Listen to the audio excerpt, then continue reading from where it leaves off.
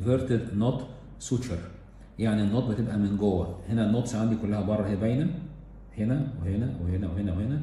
في احيانا بحتاج تبقى السوتشر، النوت بتاعت السوتشر مستخبيه جوه الانسجن في الدبث جوه، وده في حاله مثلا يكون بخيط جوه التانج، مش عاوز نوت تبان بره تلهب العين او تضايق العين، فبعمل حاجه اسمها انفيرتد نوت سوتشر.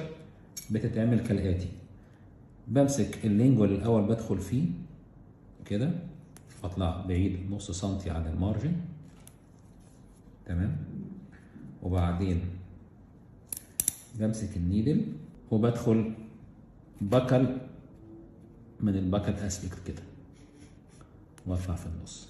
يبقى انا دخلت اول مره من اللينجوال في اللينجوال، وبعدين دخلت بالنيدل اللي فيه، دخلت من البكل في البكل، يعني دخلت من اللينجوال اسبكت اوف لينجوال جنجفا وطلعت بالنيدل دخلت من البكل اسبكت اوف بكل جنجفا، واسحب النيدل كده، تمام، اوكي، واخد النوت بتاعتي اعمل ادي لفه 2 وامسك الطرف اللي هو السايب ده واسحب. بصوا بقى خدوا بالكم من حاجه، النوت بتاعتي هتبقى فين دلوقتي؟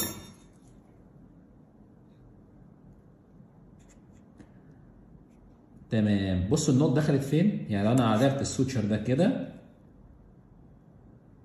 اهو وشديت كويس اهو، النوت مختفيه، تمام، واخد اهو لفه تانيه عكس زي ما احنا اتفقنا واشد كده، النوت برضه هتخش بقى اهي. بصوا النوت بتسحب لوحدها جوه ازاي، وبعدين اخر لفه عشان اللي هي السيفتي نوت، وامسك كل ما بلف واخد عقده هي لوحدها بتقوم نازله تحت المسلز. وهنا في الحاله دي بكون بستخدم طبعا ريزوربل سوتشرز علشان تدوب لوحدها، وما بسيبش طرف زياده بقص عند العقده بالظبط كده. بصوا المنظر ان هي عامل ازاي، مفيش عقده، في غرزه اهي، في غرزه اهي، بس مفيش عقده، مش حاسس بعقده خلاص.